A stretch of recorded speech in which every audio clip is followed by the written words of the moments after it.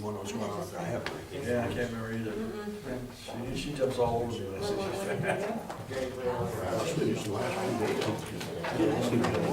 days. I'll ask you about it.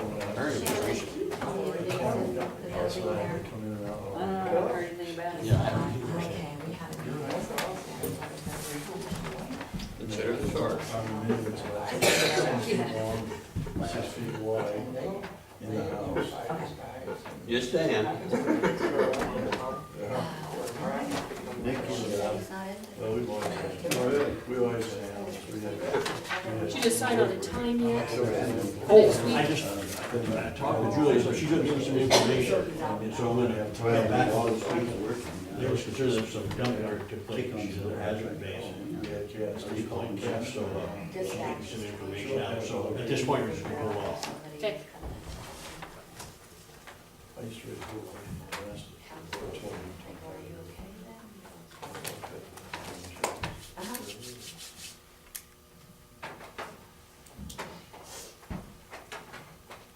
Is Brandon around yet? In and out. Okay. Deal there, Tim, I'm just talking about, We have I just talked our to Julie, and, 11:30, so if he has. her, there's no dumping has taken place at all. And there's certain requirements that he has to do before he can do anything there. So she's getting me this information, so I think I'll just hold off on this.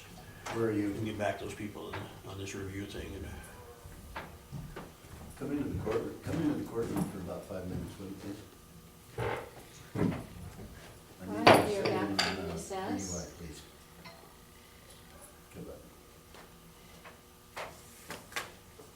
Is that Ben? No, that was Brendan. Oh, okay.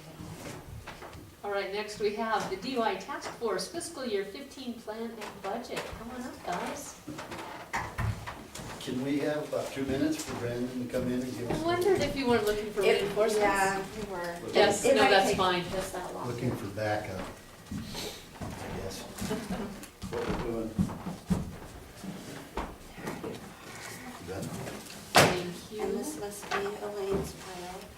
And then Perfect, thank you.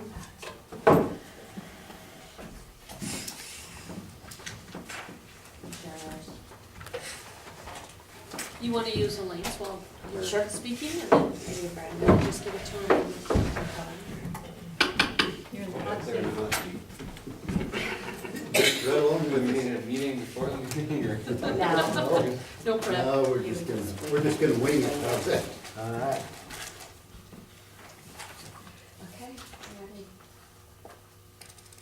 So, annually, our DUI task force has to present our fiscal year plan and our budget, along with a meeting calendar and a member contact list. And I probably should have introduced myself, because I'm rambling on. We're just waiting up. Were you waiting for me to add that in there? Sorry. I'm Tracy Kiesel, and I am the secretary for the Broward County DUI Task Force.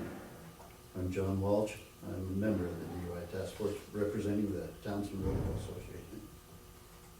Brandon Harris from the Sheriff's Office. Also a Welcome. member. This is Nicole Brown, Laura Obert, and Franklin Select. So our plans, as you know, our DUI task force is governed by the county commissioners.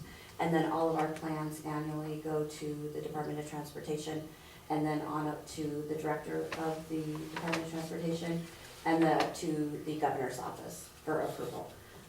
So every year, their time frame gets a little earlier and earlier.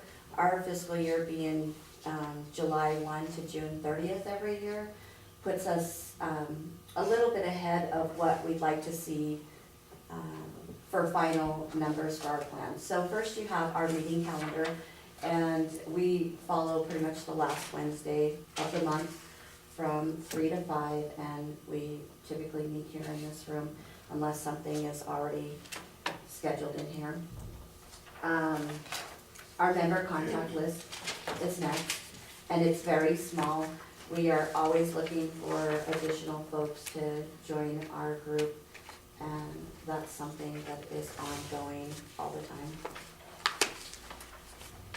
As you look at the member contacts, we do have some juniors, high school generally, seniors, generally there's 2 of them from the high school that come over and sit in, and they also help us with coordinating anything that goes on at the school that the DUI task force can help to keep the kids out of trouble, non-drinkers and one thing or another.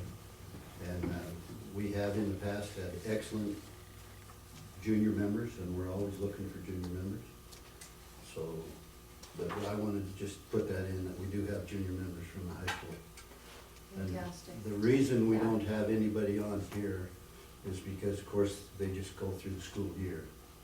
And they're all out here, like the 23rd of this month, they're out or something like that. And then, of course, they graduate. But they are, our junior members are gonna attend one more meeting. They said they'd be there for our last meeting, which would be the 28th. You took the calendar down. I know, everybody's looking over there for Everybody it too. looks, I know. Yeah, But I think it's the 28th, I think is gonna be our meeting in May, is that right? And they will attend that, and this year they are going to give us a couple of recommendations. So we do cover the school also, so it's the DUI task force is a good deal. it is. I'll let Tracy take over. Yeah. Yeah, John's correct, thank you for adding our junior members. The only reason they're not on here is, like you said, this is for the next fiscal year, and it should have said 2015. So right away, I'm already seeing a typo. So up at the top, member contact list, it should say fiscal year 2015. And when we get our junior members, we can add it to the calendar and let you know, so they're to the member list. So Excellent. you'll also know who they are. Okay, Yeah, yeah, and then I'm gonna add a little more about them as we get into the plan. So next you have our budget. The one thing about our budget is that we still have some expenses coming through until June 30th. And we don't know exactly what those are because there are some shifts that are gonna be offered, some overtime shifts for law enforcement, those types of things. So this is always a projected carryover. The cash on hand is a projected carryover. And then as you go down that for our revenue, our DUI reinstatement fees is always estimated as well. And that's simply because our main revenue source is DUI money, and that is, we get half of every reinstatement fee when someone receives a DUI in Broadwater County and they go to reinstate their license, it's $200, we get $100 of that. And those things are always fluctuate. Some folks take longer to reinstate their license, some wait forever. So our revenue from reinstatement fees is always a guesstimate and an estimate.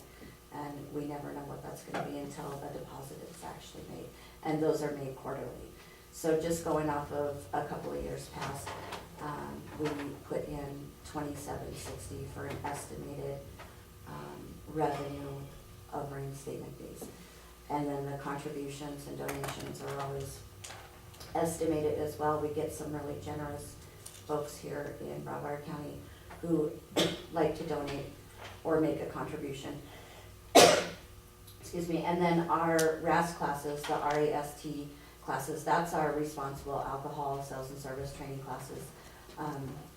There is a fee for participants to take that class, and that is deposited into our account and used for mainly for our team activities that we reach out and do, and I'll talk about those when we get down into the plan. So the rest of our expenses and you go down through operations, enforcement, and education, you'll see that our line items are supported through the activities in our plan. So, do you guys have anything to add about the budget? No? I Okay. think, can I see? Because I think the DUI shifts and stuff will probably be going up because we're gonna be losing the STEP grant. So in the past couple of years, we haven't done the DUI task force shifts, but just let that money build up and stuff, so. Okay, Because the step has had so many requirements, for days that there's no way we could keep up. But now we'll be losing that as of, I think, September, so these shifts will start being covered, so. Just so you guys know. And that's true with compliance checks as well, because that is a law enforcement shift also, and that's always been covered in the past under the UDL grant, which went away last year. So, you see that under education, and that's kind of like a combined activity that includes enforcement and an educational component. So Brandon's right that our DUI shifts and our compliance check activities are, we're gonna see more of an increased usage of that money from law enforcement, whether it's highway patrol or the sheriff's office. And now our plan. So our mission statement has always been the same, and that holds true statewide, and that is to reduce the alcohol and drug-related crashes, injuries, and deaths in Broadwater County.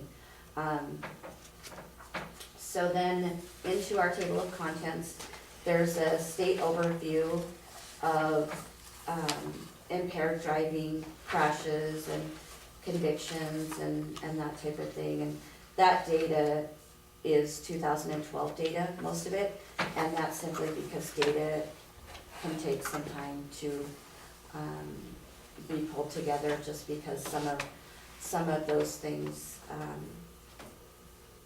some of our crashes and our fatalities and our DUI cases take a lot longer to hit our data sets. So that's why you're seeing 2012 is the year that we have a complete data set for.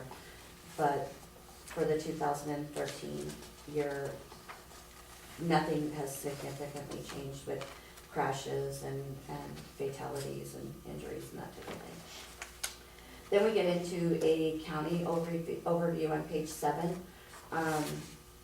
In 2012, there were 23 DUI convictions here.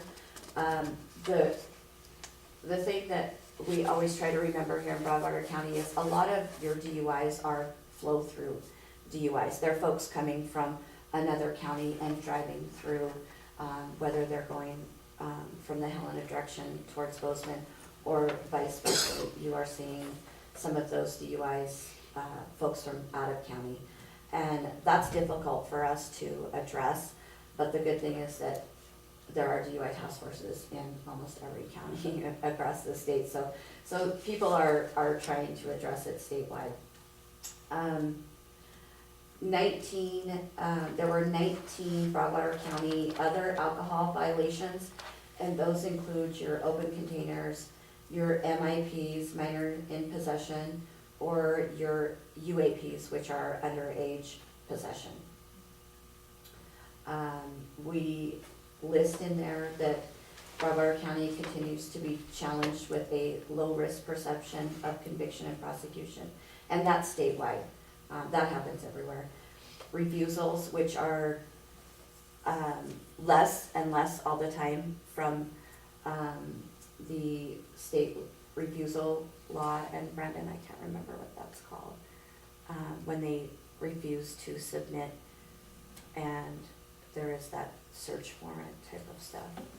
Yeah, I don't know that right off the top of my head, but if they're convicted of if it's their second offense and they refuse, you can get a search warrant for their blood and get a judge to sign that, so I can't remember what it's I actually can't called right off the top of remember my head. either, it's kind of the refusal, we always look at it as the refusal. But that's becoming a big deterrent for people, because that's a situation on your second and subsequent that if you do refuse, law enforcement can get a warrant for your blood and your license is automatically suspended as well. There's some higher consequences to refusing to submit to a breath test roadside.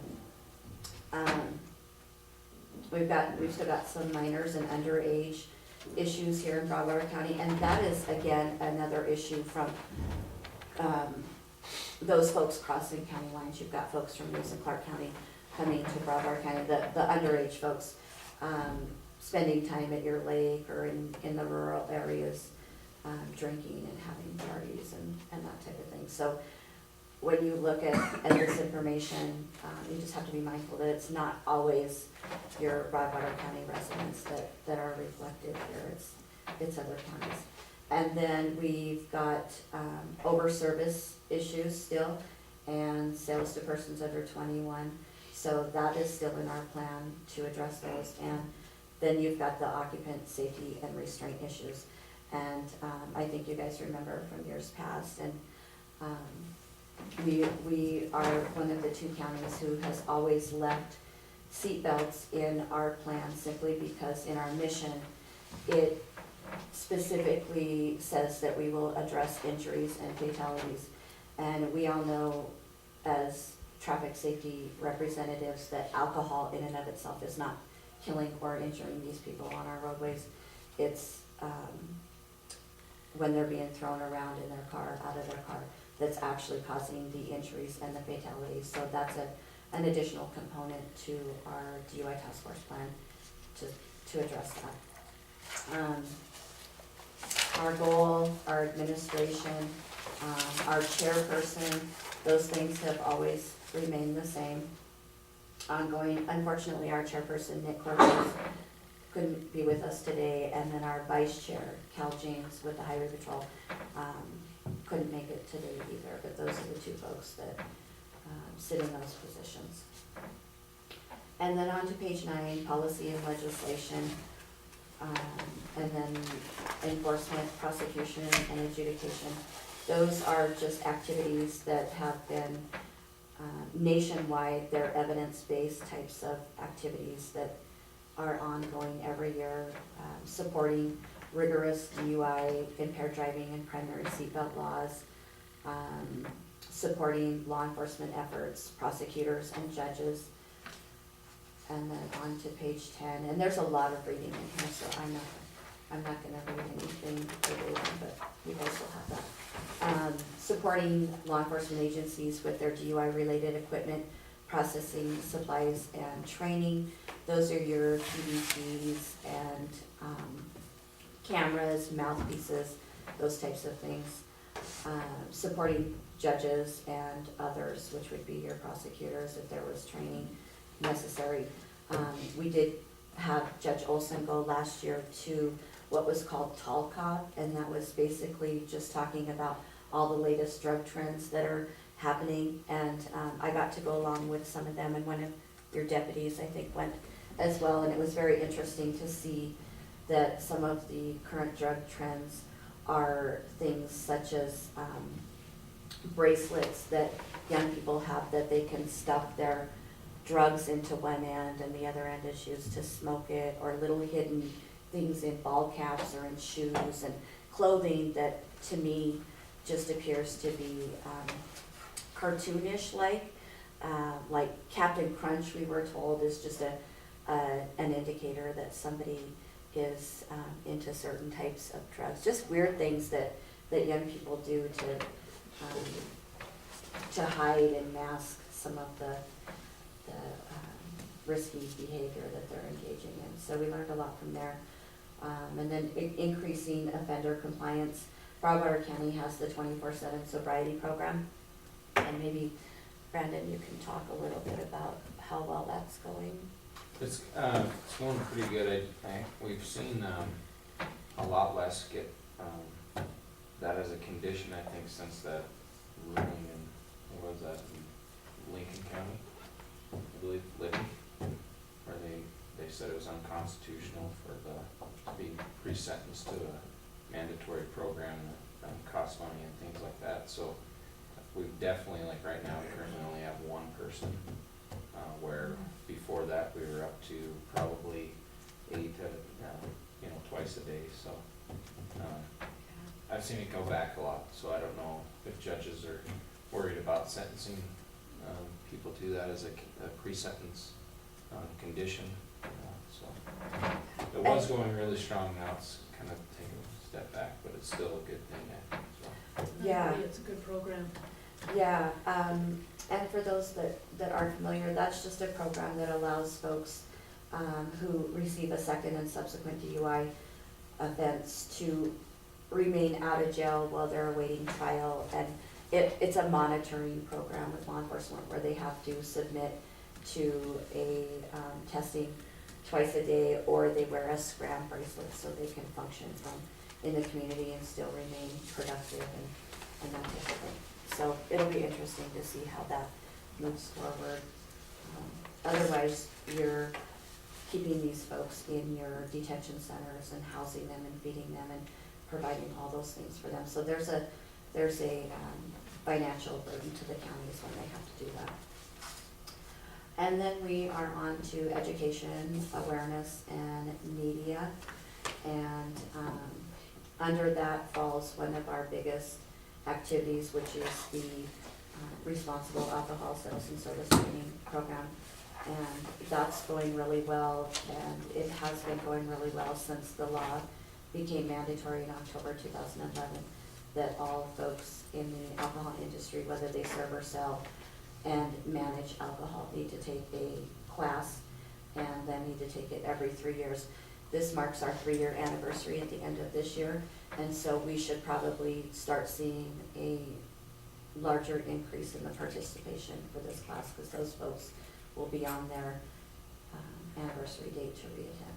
So we're doing that quarterly here and more often if necessary, but we always have that backup plan of folks being allowed to attend it in another county or attending some of the online options that fall within the Department of Revenue's guidelines for that.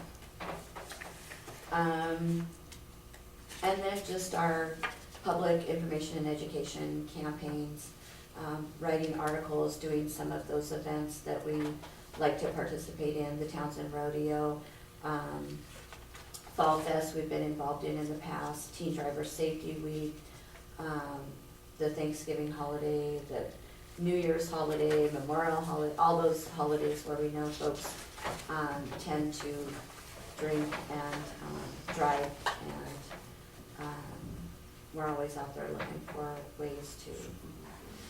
Yeah, and then we have our annual Super Bowl party, which we are so proud of every year, and we're the only task force that does this. And every year it goes off without a hitch. This past February, we had 55 teens attend. So for Townsend, that's a great turnout for that age group, and we do spend the whole evening with them, just trying to show them that even though that's the biggest drinking day of the year, where most young people watch adults drink a lot of alcohol, they can still have fun and not have that. And that's what we're trying to set them up for, is to realize that there are events and activities that can be fun without the addition of alcohol. So we give away a lot of prizes and eat a lot of food and watch the football game as well. We wouldn't take that away, but we do. We've gone from watching those commercials where we've learned that all of them are alcohol driven. And so we turn it off during the commercial and we have good conversations and questions, or we just give away prizes or play some fun games, so we're not exposing them to all of those commercials that are alcohol driven. We have in the past had our annual golf tournament, and it's been a couple of years, probably 2 years maybe, could even be 3, since we've had that, and that's because of the weather and just the manpower to pull that together. But we are going to have that this summer, and it's going to be in September. And this year we're actually gonna have a night golf tournament. And with that, we do need to get the commissioner's approval to do a 50-50 raffle. And that we call our ball drop, and we sell, I think it's 5 balls for $20 or something like that. And then those balls are all numbered, they go into a bucket and they're lifted clean up into the air and then dropped by some young, last time some little young gals dumped the bucket of balls over, and the closest ball to the hole won, and that fella that won that particular half of that pot donated it back to the DUI task force. So it was fun. This year we're gonna do the night one, and that was simply because Nick and some of our other members went to a night tournament in White Sulphur Springs and realized that it was a lot of fun and a way to get some community folks out and participate in that. So that's our goal for September, is to pull off a night golf tournament that's fun and brings in some extra revenue for our task force, that all of the revenue that we generate from that goes back into that Super Bowl party to pay for our food and those large prizes that we give away to the teams that night. And then our evaluation, which is always looking at fatalities and injuries, DUIs, the participants who attend the alcohol sales and service training, articles written, the number of youth that we can get to attend our events and activities, and then our occupant protection related issues that come up.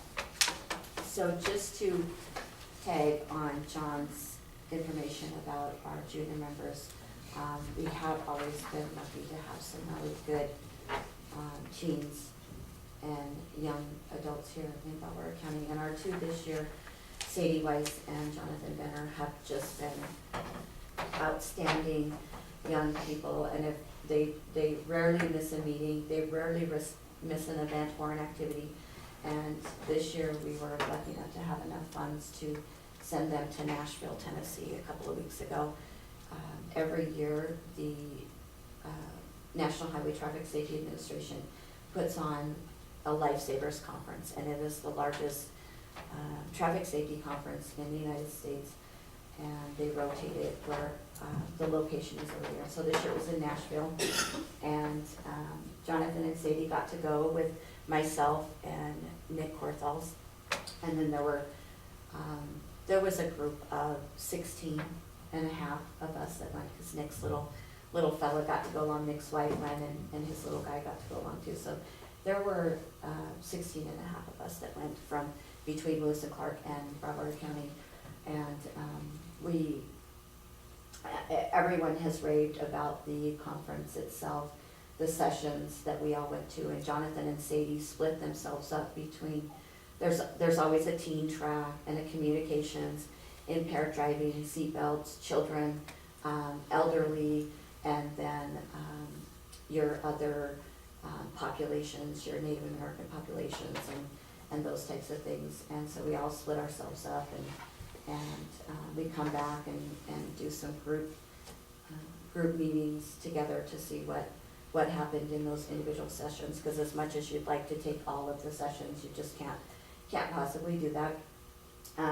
Jonathan immediately came back from a session on distracted driving with teens, and it had a lot to do with cell phones. And within a day of returning from Nashville, he had implemented an application on his phone that disables his phone from ringing once his vehicle reaches 25 miles an hour. And it's a GPS type of thing. It can tell when your vehicle gets to a certain miles per hour, and it shuts his ringer off.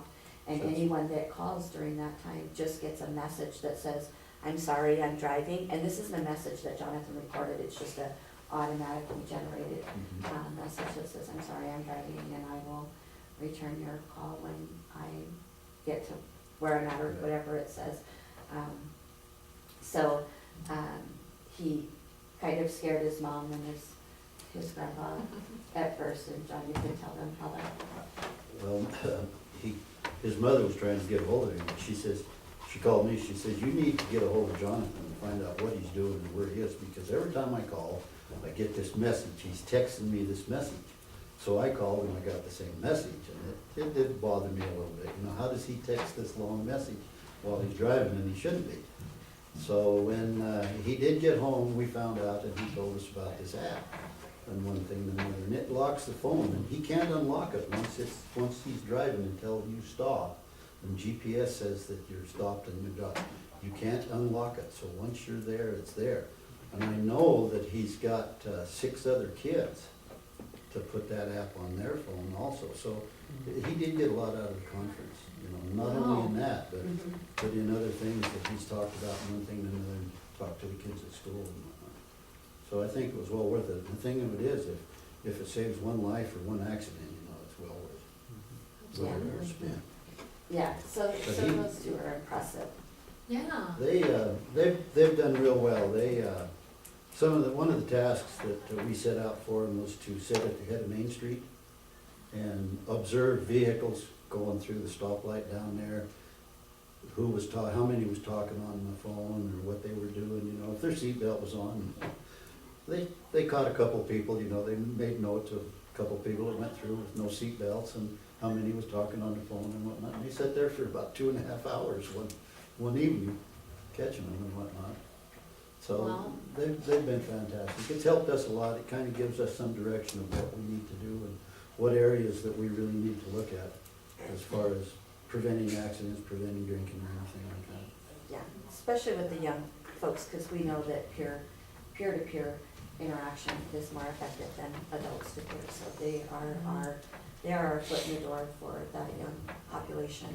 And Sadie, her next step in continuing education in college is more of a communications base. So for her to have taken that communications track is right in her future plans as well. So it was fantastic, and it was probably the trip of a lifetime for all of us as well. So we were all happy to go and happy to get that information learned. I think There are other things besides the parties for the kids that we do. The speakers up here, the DUI task force purchased those. And I believe there's supposed to be a video type deal where you can hook it into, where the video conference. county attorney can hook it up to laptop computers and put it on a screen put it on the wall, and one thing and another. And you know, that's some of the things we do. Everybody thinks DUI, you're out here trying to arrest somebody. We don't do any of that. We're trying to help the community and one thing and another.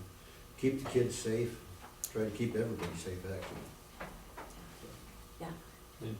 They did something with the seatbelt signs at the school as well. Right. Yeah, we put up buckle up so we can see you again on the high school campus. So we're always looking at different ways to pull in the young people and the adults so that we're not finding ourselves in those difficult and painful situations where people die and are injured on our roadways. That's So, huge. Yeah. Yeah. It's a big deal.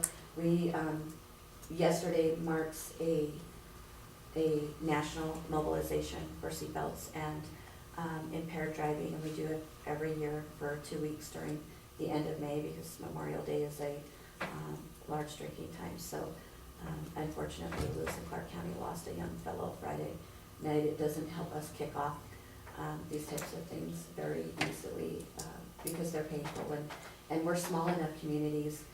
Broward County is very small, but Lewis and Clark County is not so big that we don't all feel the pain of those types of events, and so it's horrible for us over in Lewis and Clark County to have to kick off our campaign that way. But we're following Department of Transportation for years, has always had a goal, and it's always been percentage or decreasing things by a certain number.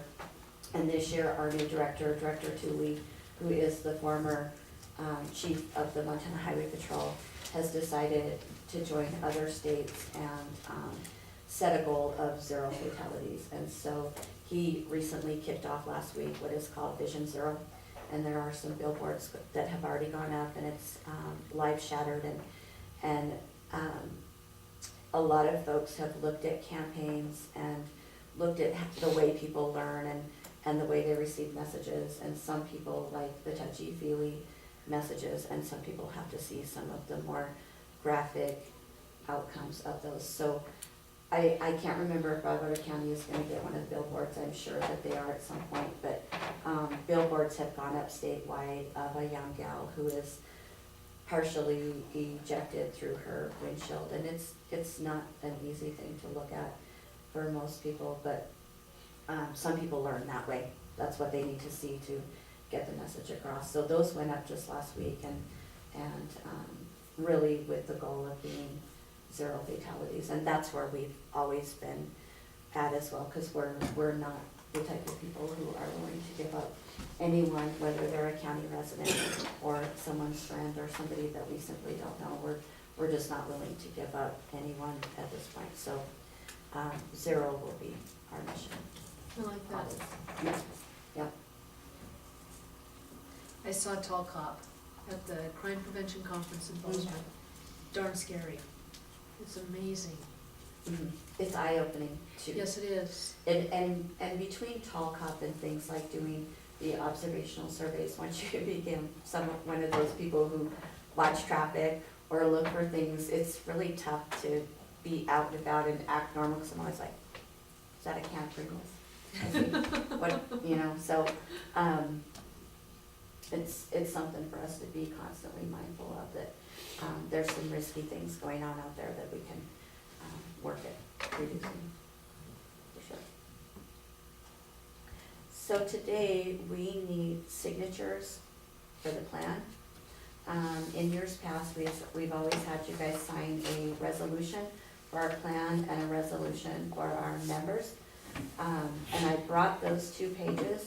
I also brought a separate page for the cover page, Okay. which, you know, we could sign the cover page and then everybody can keep their paperwork intact.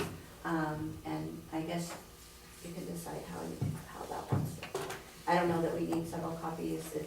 We definitely need one signed copy to pass on to MDT, and I'm sure that you guys all need.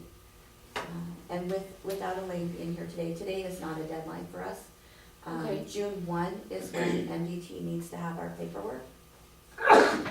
So we have a little bit of, Since there's a resolution here, we need to advertise that and then have public hearing and then vote. We can do that easily by June 1, but we should probably table this and follow that little Okay. process. Mhm. And then what we'll do is we'll just put everything together in a package and take care of it that way. Would that work? Yeah. Okay, all right. fine for us.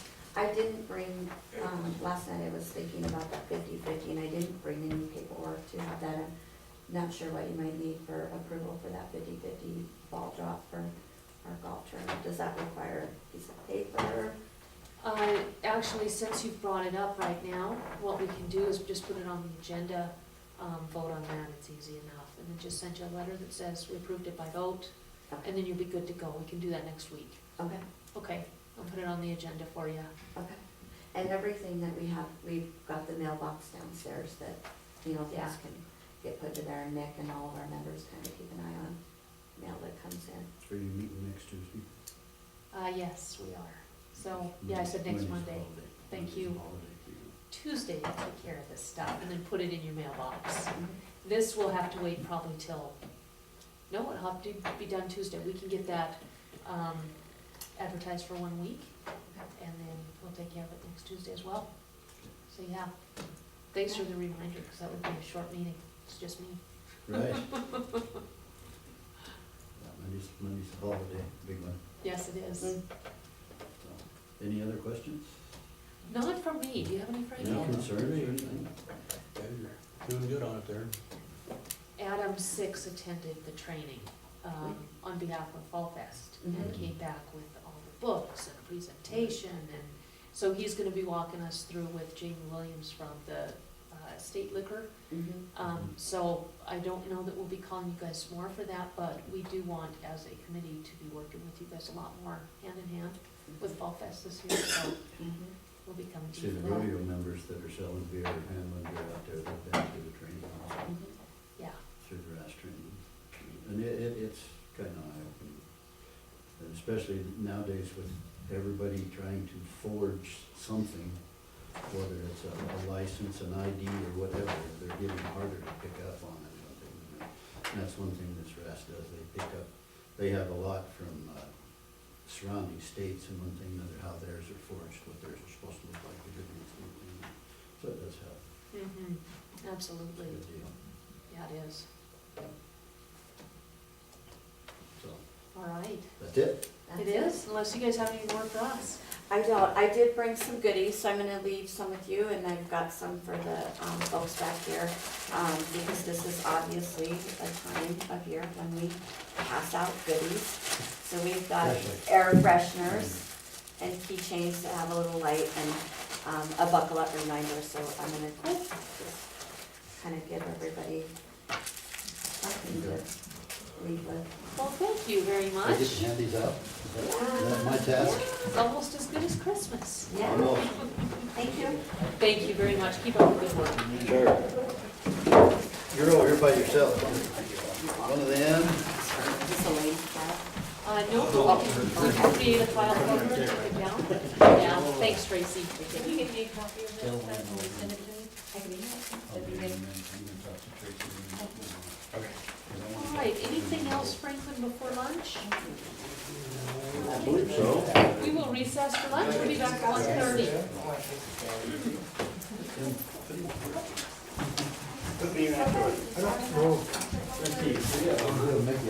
Did you want to just? John's gonna delegate. Yeah. You want to? Tim, you don't have enough? Pass it down. One of the questions was, why did they so that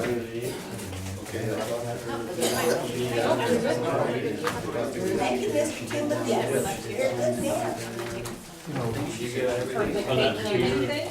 Well, yeah, because I guess they moved. And after they moved, Everybody get a prize. I want to get some candy, candy. No, it actually wasn't because the moving actually increased the reception area down because they had to reception to video, which is more narrow band thing, and so the being reduced thanks, Tim. the amount You bet. Thank you, guys. They'd find it out. Yeah, so, yeah. Advertising. So that's what happened with that, but it did move it to the relation together. Me too. Now, some people probably lost the better service, some people gained. Well, that's what I heard, that's what, I don't know where mine went. And that'll happen anytime, I'm just gonna turn off the camera so you don't list it. Or your what went? Anytime My pen. You make those changes out. I had it, Some people benefit, some. I had it, I lost it before I got here. I never really, I Yeah. didn't even know they moved it.